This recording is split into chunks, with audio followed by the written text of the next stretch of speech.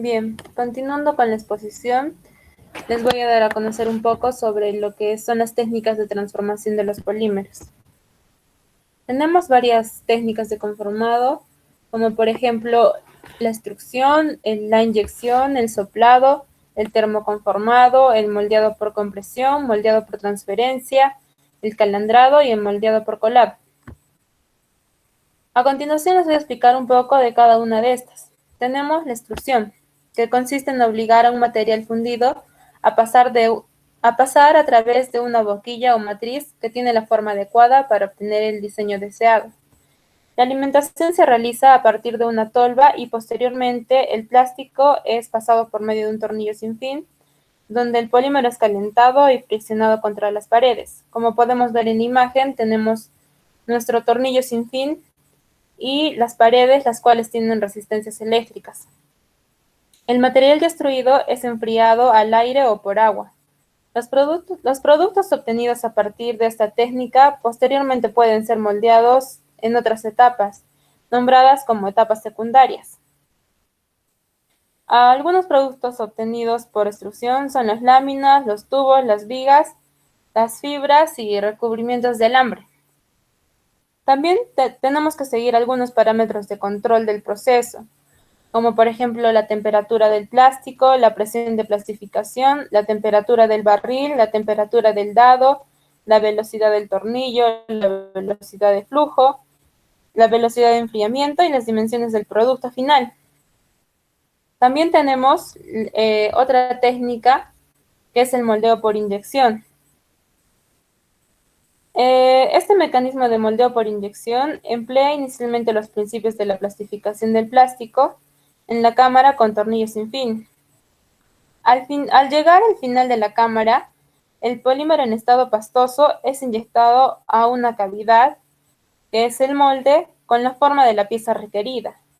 El plástico es inyectado a alta presión por medio de una boquilla, y las piezas fabricadas por este medio son de mayor complejidad que los obtenidos por extrusión, tales como los juguetes, mangos y diversos utensilios.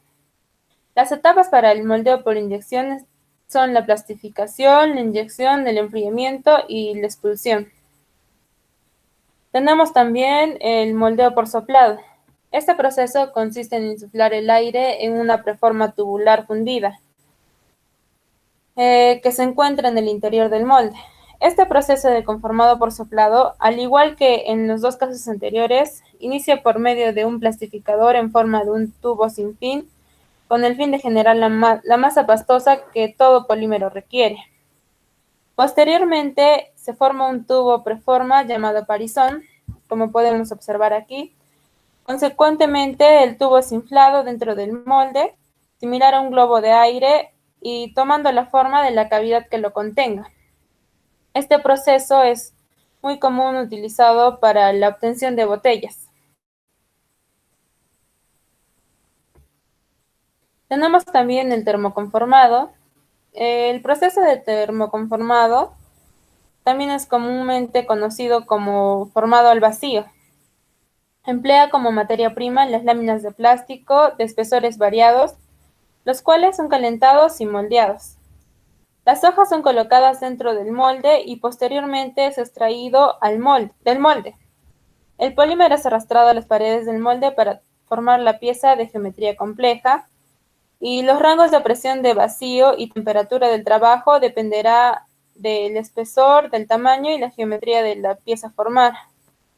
Algunos productos obtenidos son las piezas para electrodomésticos, los empaques para alimentos, las refracciones de automotrices y los domos.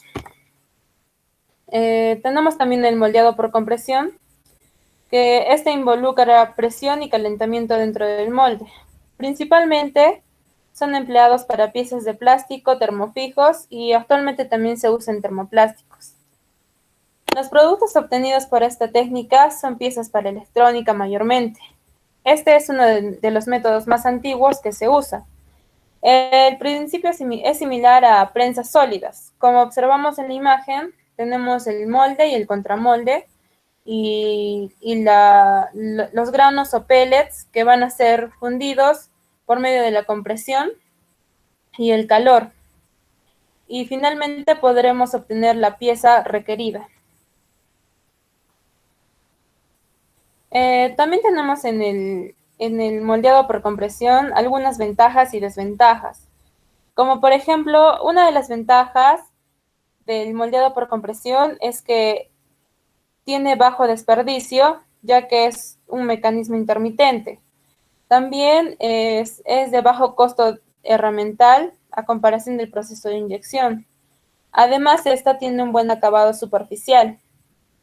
Y algunas desventajas es que al inicio la inversión es alta, es un trabajo intensivo y tiene largos ciclos de moldeado.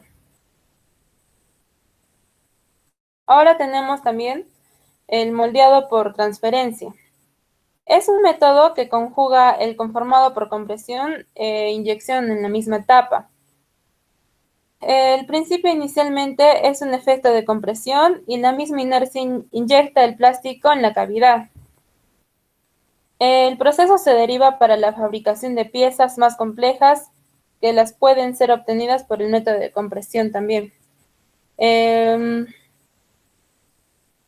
A continuación, tenemos algunas imágenes del moldeado por transferencia y vamos ahora por el rotomoldeo. El proceso consiste en colocar dentro de un tambor una porción de plástico y el tambor puede rotar dentro de un horno en dos ejes. La fuerza centrífuga lleva al plástico en estado líquido a cubrir todas las paredes del molde. El tambor se retira del horno y se deja enfriar, generalmente con agua atomizada. Se abre el molde y se retira la pieza hueca. Esta técnica es empleada comúnmente para las piezas grandes como tinacos y toneles, como podemos observar también aquí en la imagen.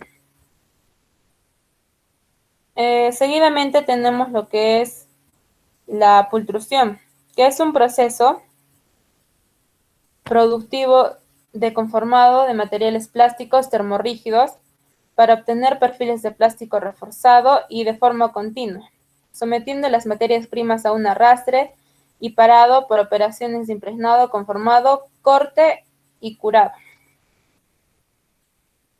También tenemos el calandriado, que este es usado para producir hojas o láminas de plástico.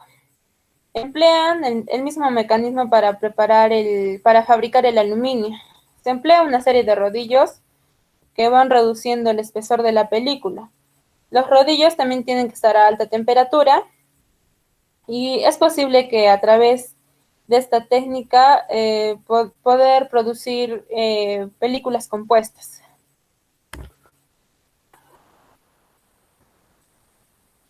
Tenemos por último el colado.